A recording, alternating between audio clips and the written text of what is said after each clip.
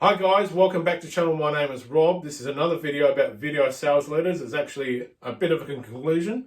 So this is a video about video sales letters, which is a part of my rapid fire marketing and advertising videos.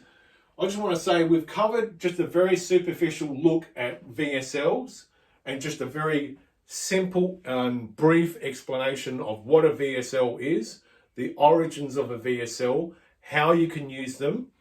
I will go into doing another video about different VSLs later in the piece. I will go down into the mechanics of what I believe would be probably the best form of video sales letter, which is using both a video and a traditional sales letter together in two different formats. I will do that in another video at another time. Not too many people will know how to get how to merge both together and to get it to actually work. And there's not too many people that know how to write an old school sales letter to begin with to save themselves, but we'll leave that for another time. So I would advocate you always test and measure your VSLs to see how your target audience responds.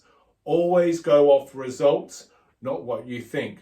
Sometimes you might put up something that you are convinced is going to be insanely profitable and insanely great, and it just nosedives into the ground like a World War II kamikaze pilot. And you can use all the proven strategies in the world, and sometimes you can still fail. So I want you to bear that in mind. You always have to test and measure everything you do and say.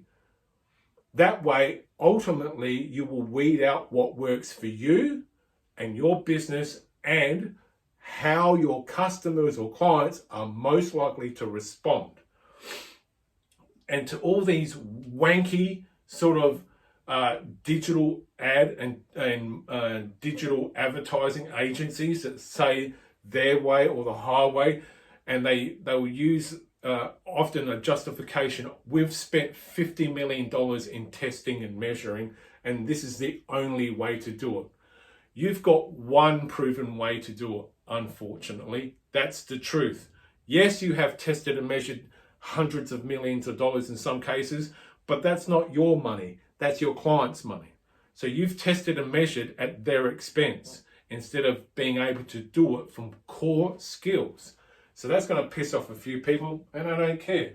So testing and measuring your VSLs, always test and tweak small components. Once you've got a VSL together that works pretty well, test the headline.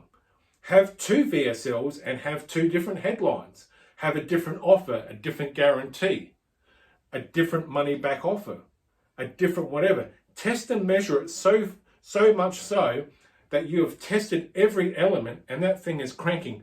A good VSL, and this is speaking from my own personal experience and the experience of people in my peer group, a good VSL can generate between $500,000 to $1 million in sales in 12 months or less. If you're not generating those sort of serious figures, your VSL needs to be examined and looked at, and you might need to reverse engineer that. Remember, this is what I'm suggesting. I don't want you to take as gospel, because ultimately you have to test and measure your market. But in my personal experience of being around the advertising and marketing space since 1998 till now, a good VSL needs to generate at least at a bare minimum of $500,000 or close to $500,000 to $1 million over a 12-month period, depending on the product or service that you sell. And that's if you're selling a product or service people actually want. So I hope you found some value in this series of video sales letters. I didn't want to go too crazy and too deep too soon, because I like to build people's knowledge up about a particular subject, just a small building block at a time. I didn't want to go full crazy and just burn people out off the first video. Stick around. The next video will be about something completely different from video sales letters. I'll work that out later on this afternoon, but I hope you found some value in the content that I'm offering. My name is Rob. I am out.